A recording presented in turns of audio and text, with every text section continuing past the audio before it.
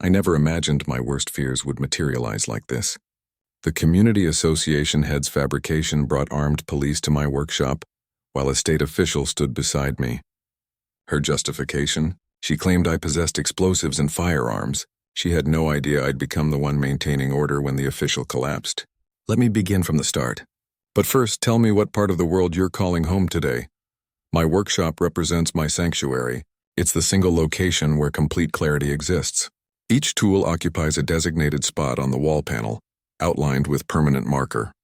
Every socket rests within its cushioned compartment arranged by dimension. The concrete surface maintains spotless condition, save for a persistent small pool of motor oil I'd overlooked beneath the power unit of my '67 Fastback. The vehicle is my treasure, painted in lustrous forest green. It carries the aroma of hide and petroleum, along with traces of my father's presence who bequeathed it to me. During that specific evening, the fresh mountain breeze began drifting through, carrying fragrances of evergreen and moist soil. I was tightening the wheel bolts, appreciating the rhythmic clicking sound of my torque tool.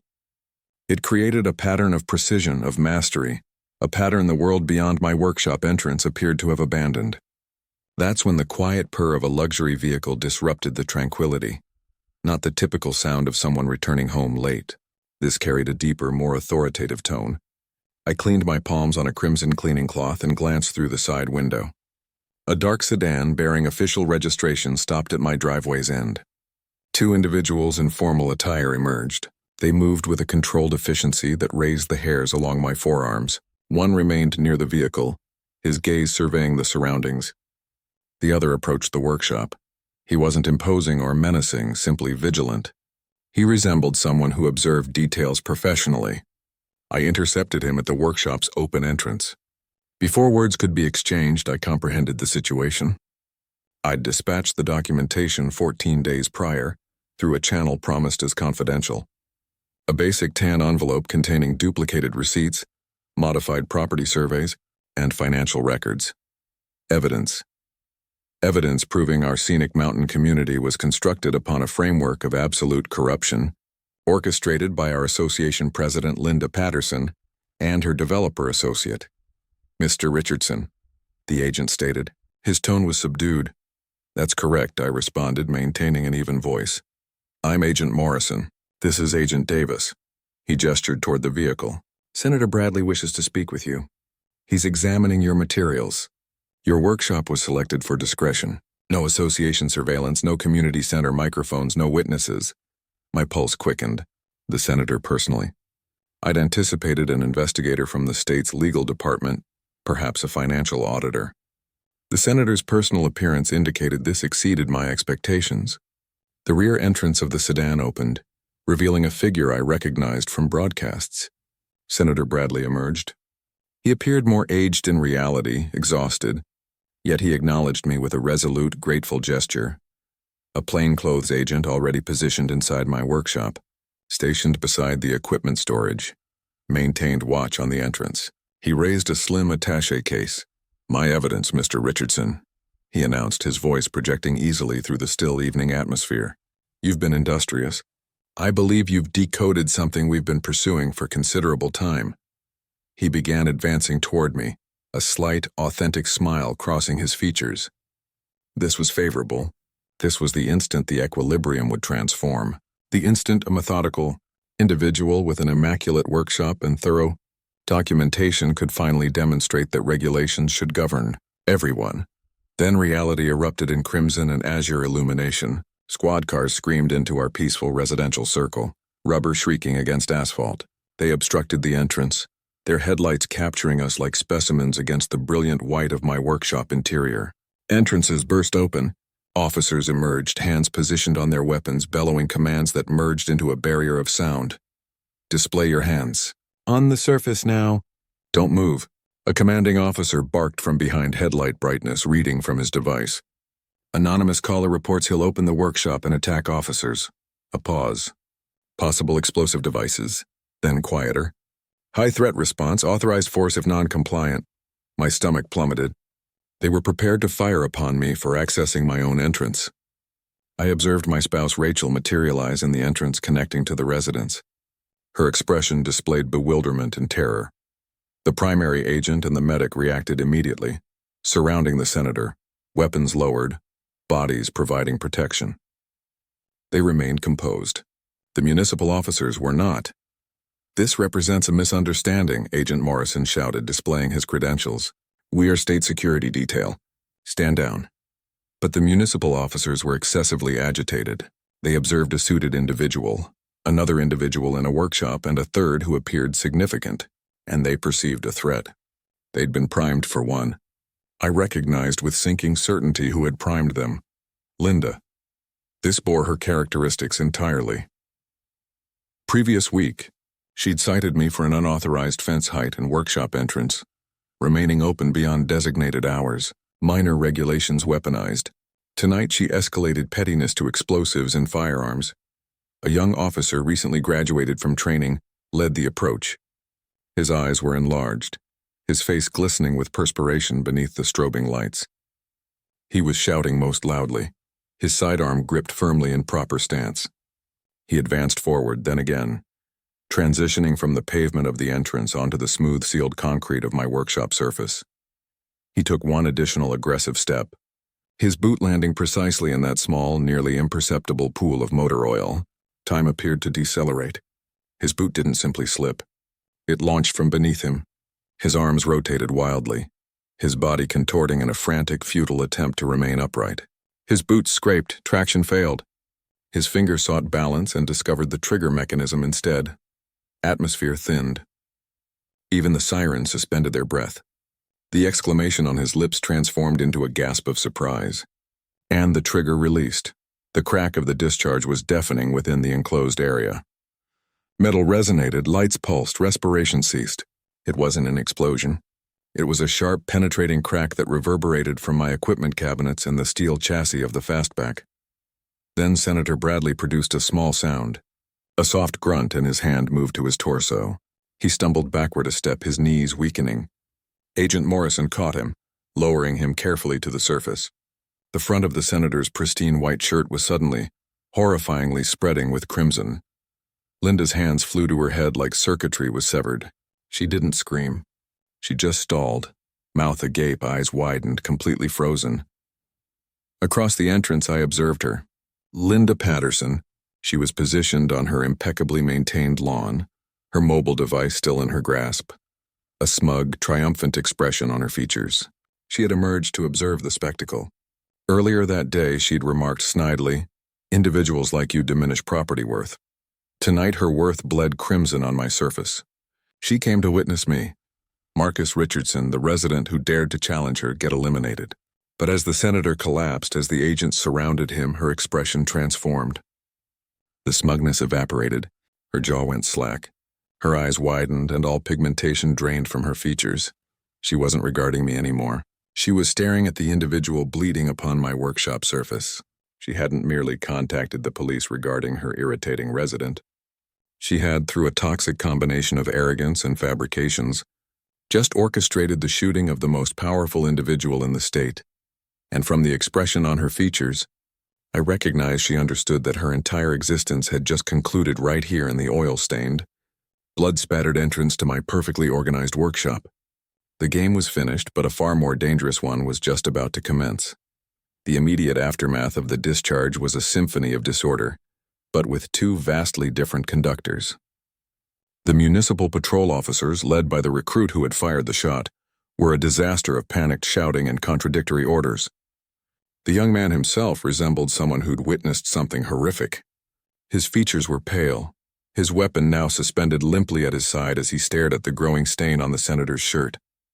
He kept murmuring, "I slipped. Oh no, I slipped." He appeared 19 and destroyed. I despised Linda for making him the ignition. The other officers were yelling, attempting to secure a scene that had surpassed their authority. They were trained for traffic violations and domestic calls. Not for this, not for a potential attack occurring in a residential workshop. Their energy was frantic, loud, and completely counterproductive. They were adding disorder, not solutions.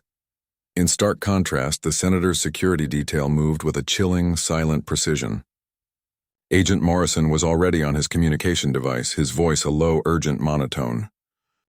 Shots discharged.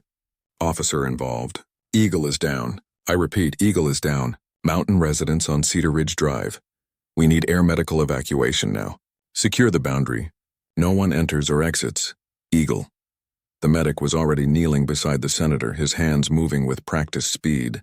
He had a medical kit from nowhere. A small tactical black bag that he'd torn open. He was cutting away the senator's shirt, exposing the wound. It was positioned high on the left side, just below the rib area. It was bleeding severely. The blood was dark against the clean concrete surface, a stark, ugly contrast to the orderliness of my workshop. Sir, stay with me. Senator, can you hear me? The medic said, his voice calm but firm, attempting to keep Senator Bradley conscious.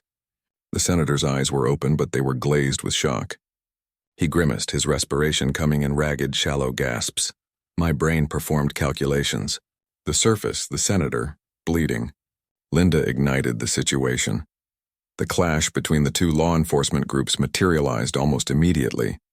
The senior patrol officer, a sergeant with a prominent mustache and a thicker midsection, started advancing toward the scene. All right, everyone, back up. This is my scene, he boomed, his voice full of an authority he no longer possessed. Agent Morrison, who was still on his communication device, didn't even regard him. He simply raised a hand, a universal signal for stop, and stated, "Negative. This is a state crime scene under the jurisdiction of the Senator's security detail.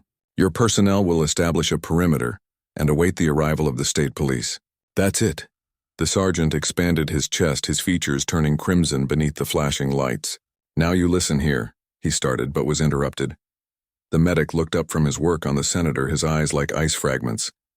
"Sergeant," he said, his voice quiet but carrying more weight than all the shouting. "You have an officer who just discharged his weapon and wounded the senator of this state. Every second you waste arguing with us is another second he bleeds. Do you want to be the individual who explains that to the Attorney General? Or do you want to be the individual who helped save his life? Secure the perimeter now."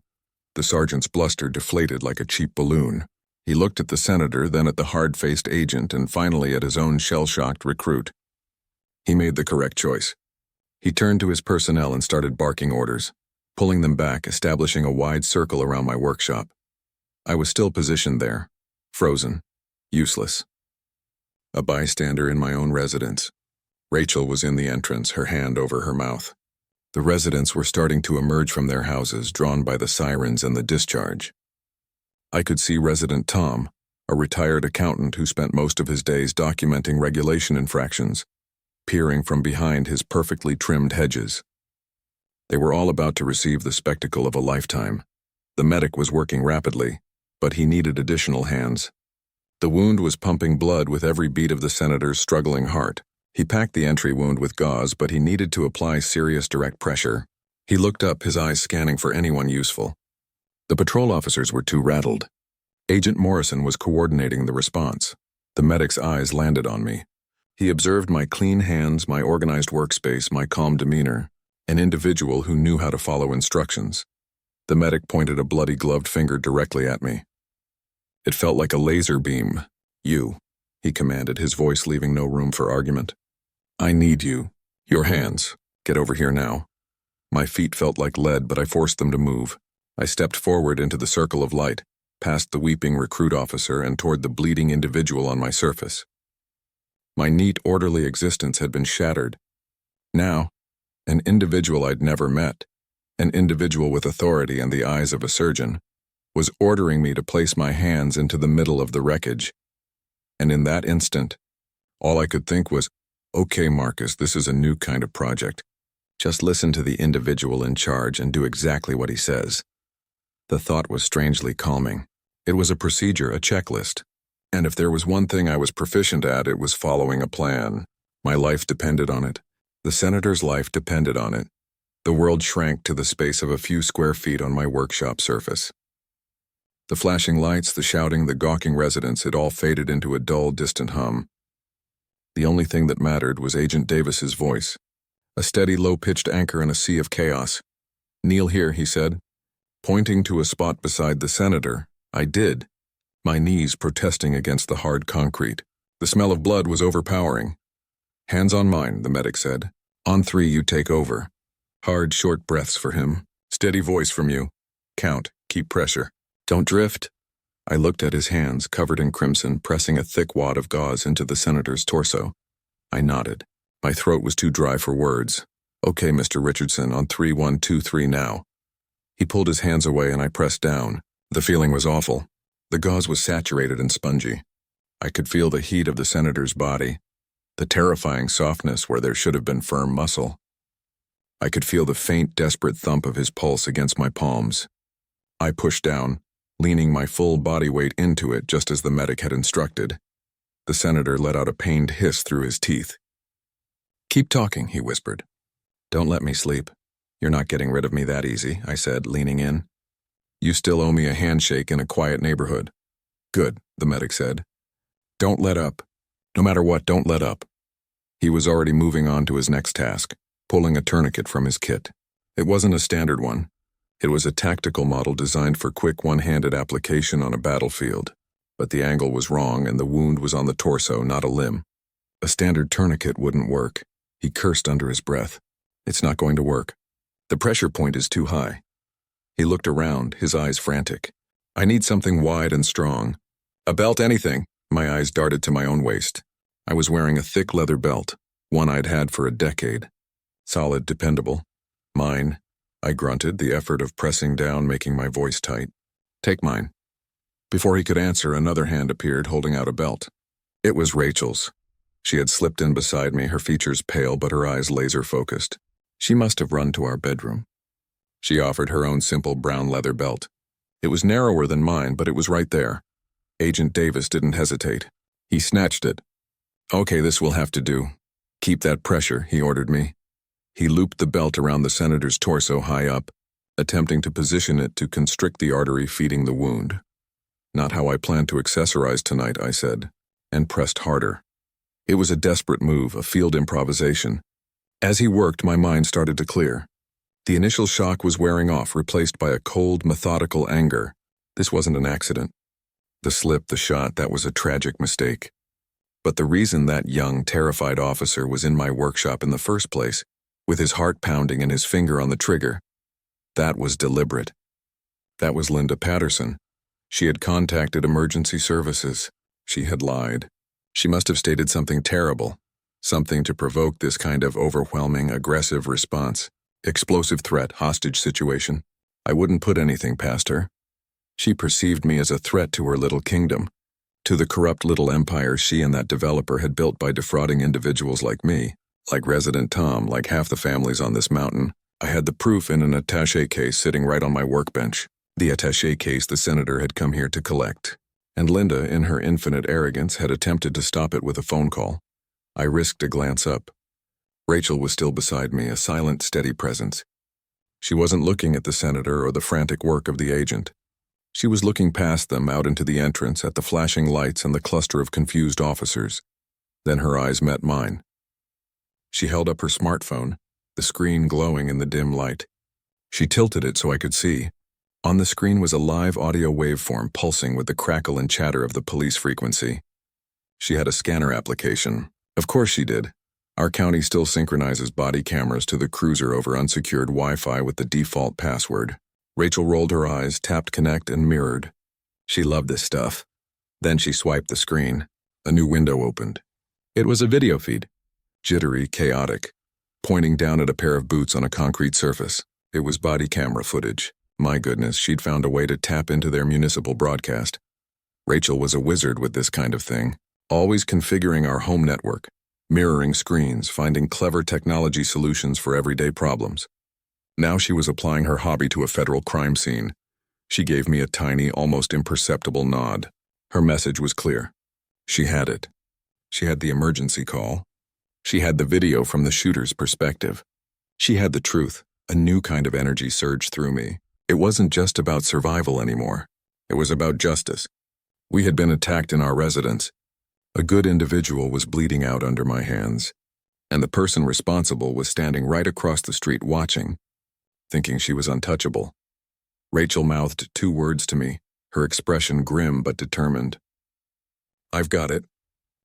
In that moment, I knew this wasn't just about the senator anymore. It was about us. It was about reclaiming our lives. our residence from a woman who used fabrications as weapons, and my clever, brilliant spouse had just handed us the ammunition. The only question was, in the middle of all this chaos, how in the world were we going to fire the first shot? Rachel didn't wait for an invitation. She perceived the situation for what it was, a battle of narratives. Right now, the official story was that an individual had been shot during a police response at my residence. To the outside world, I was the variable. I was the potential bad actor. Linda's fabrication, whatever it was the spark. The police response was the action. The shooting was the consequence. But Rachel held the missing piece, the fabrication itself. She moved with a quiet purpose that I knew so well. It was the same focus she had when she was determined to win a board game or figure out a complicated recipe.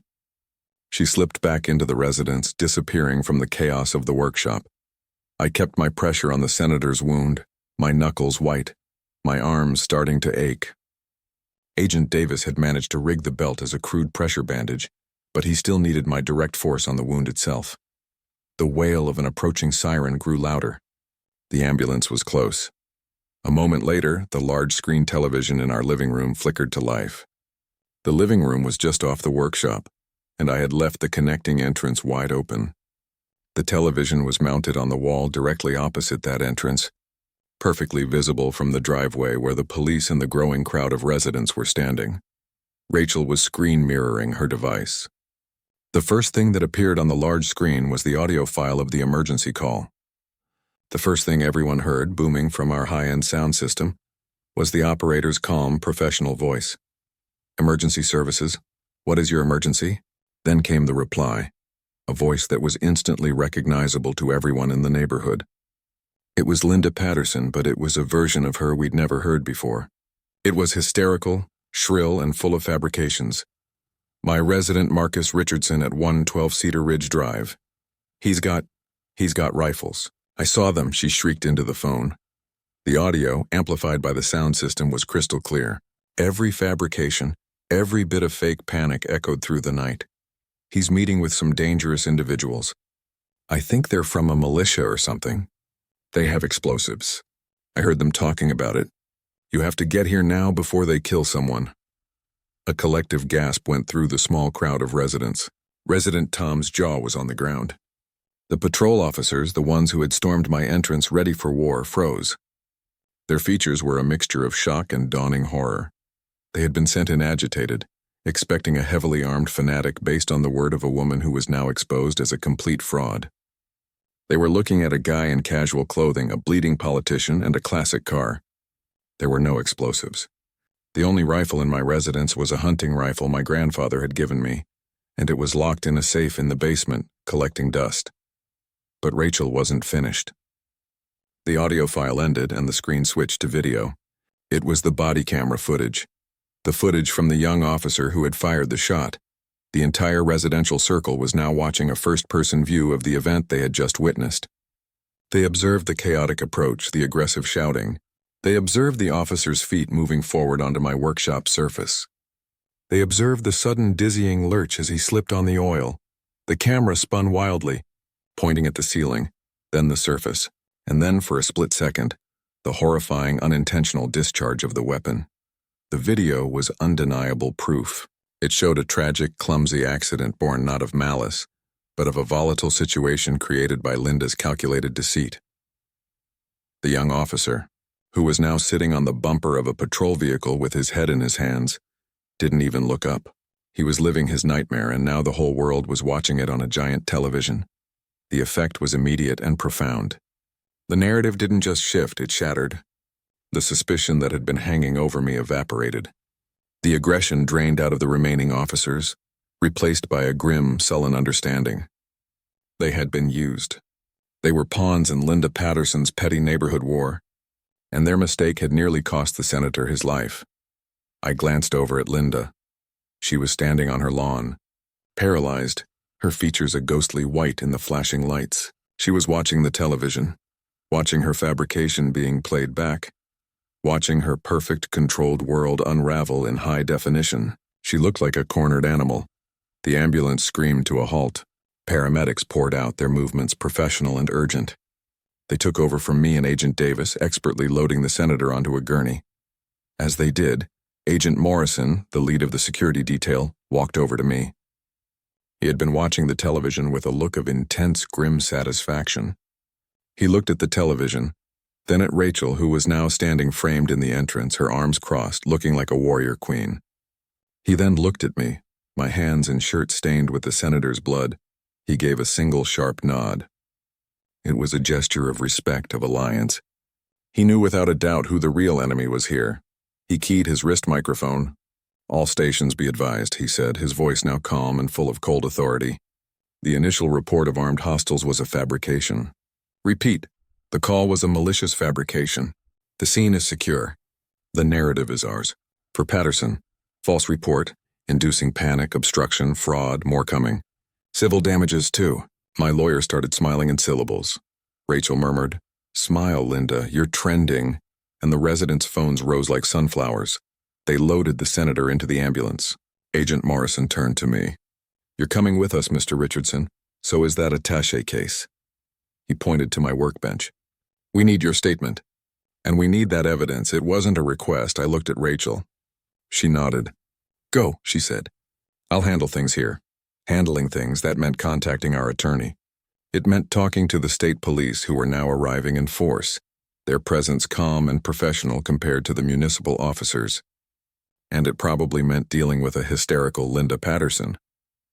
As I climbed into the back of a black SUV with Agent Morrison, leaving the circus of my entrance behind, I knew this was far from over. We had exposed the fabrication, but the fabrication was just a symptom of the disease. The real fight was for the evidence in the attaché case on my lap, and I had a terrible feeling that the individuals we were up against wouldn't just give up because they'd been caught in a fabrication. They had too much to lose, and they were about to get very, very desperate.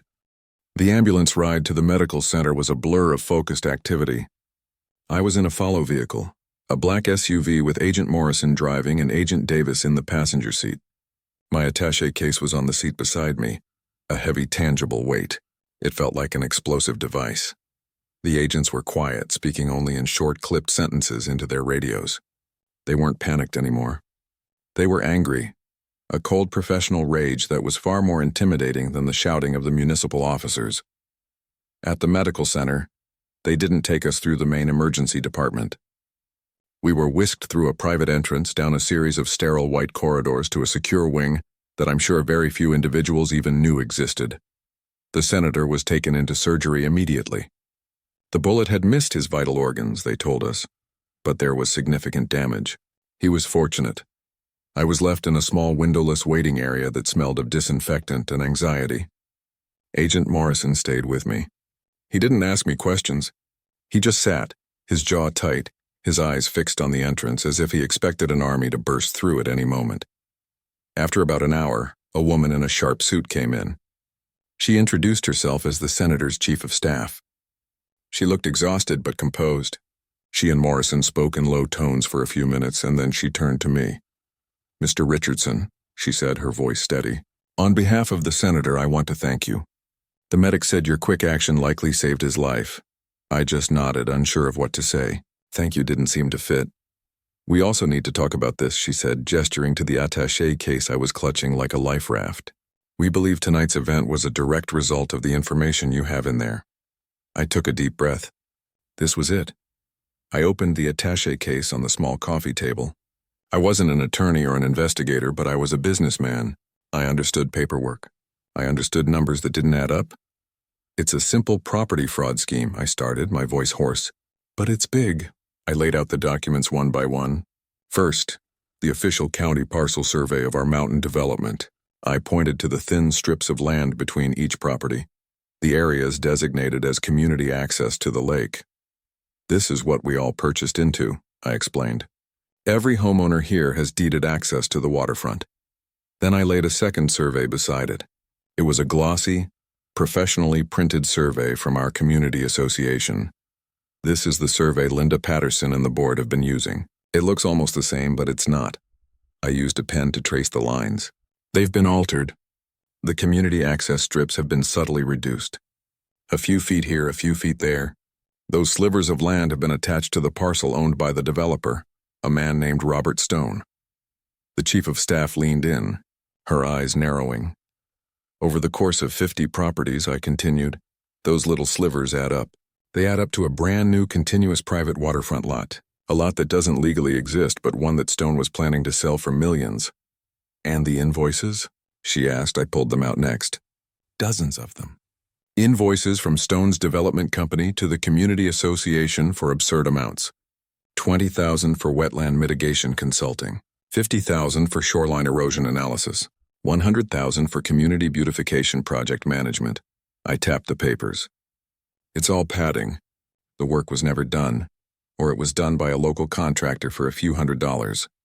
The rest of the money, it was funneled into this. I showed them the last piece of the puzzle, the bank statements for a shell corporation. The name on the incorporation documents was Linda Patterson. The deposits perfectly matched the padded invoices. Kickbacks, plain and simple, I said. She wasn't just an association president on a power trip. She was Stone's business partner. They were stealing our land and using our own association fees to do it. The senator was about to expose them. They got desperate. Agent Morrison let out a low whistle, and she tried to use my personnel to take you off the board before you could talk to us. The chief of staff looked at me, her expression hard as granite. They thought they were untouchable, she said, more to herself than to me. A small-time developer and a glorified neighborhood watch president. She stood up. Thank you, Mr. Richardson. You've given us everything we need. Agent Morrison will see you to a secure room for a formal deposition. This evidence will not leave our sight. Agent Morrison led me down another hallway. He was going to take me to the medical center's attached parking structure where another vehicle was waiting to transport me to a secure state police facility. As we stepped into the concrete echo chamber of the structure, a man stepped out from behind a pillar. He was impeccably dressed in a tailored suit, his silver hair perfectly styled. He had the kind of smooth, easy smile that made you want to check your wallet. I recognized him from the developer website, Robert Stone. He held his hands up in a gesture of peace. Gentlemen, please, he said, his voice like warm honey. A terrible misunderstanding tonight. I just want to express my deepest sympathies for the senator. Agent Morrison moved to stand slightly in front of me. Mr. Stone, this is an active investigation. You need to leave. Stone's smile didn't falter, but his eyes were cold. They were fixed on the attaché case in my hand. Of course, he said. I just worry about Mr. Richardson. He's been through so much. Perhaps I could secure his personal effects for him. Just until this all blows over. It was a brazen, almost laughable attempt. He was trying to get the evidence right here, right now. That won't be necessary, I said, my voice flat. Stone's smile finally vanished. His features hardened. I insist, he said, and he lunged. He wasn't a fighter. He was a wealthy man used to getting his way. His move was a clumsy, desperate grab for the attaché case, but he was fast. He got a hand on the handle. Agent Morrison moved to intercept him, but Stone was unexpectedly strong. For a moment, it was a tug of war. My methodical, orderly brain took over. I didn't try to outmuscle him. I reacted. I let go of the handle with my right hand, pivoted on my back foot, and drove my left fist, the one still clenched from adrenaline, straight into his jaw. It wasn't a movie punch. It was short, sharp, and ugly. My knuckles connected with a crack. Stone's head snapped to the side, his eyes wide with shock and pain. His grip on the attaché case loosened, and he staggered back, tripping over his own expensive shoes. He fell to the ground in a heap. That's an express checkout, I told him, picking up the attaché case. The sound of running feet echoed through the structure. 2 state troopers who had been waiting by the exit came sprinting toward us, weapons drawn. They observed Agent Morrison, me standing over the groaning developer, and they didn't hesitate. They swarmed Stone, pinning him to the concrete surface. As they restrained him, Agent Morrison looked at me, then at my scraped knuckles, and a slow grin spread across his features. Nice right hook. Richardson, he said. I looked down at my hand. It was my left, I replied, my voice shaking slightly. The adrenaline was starting to fade, leaving a deep, trembling exhaustion in its wake.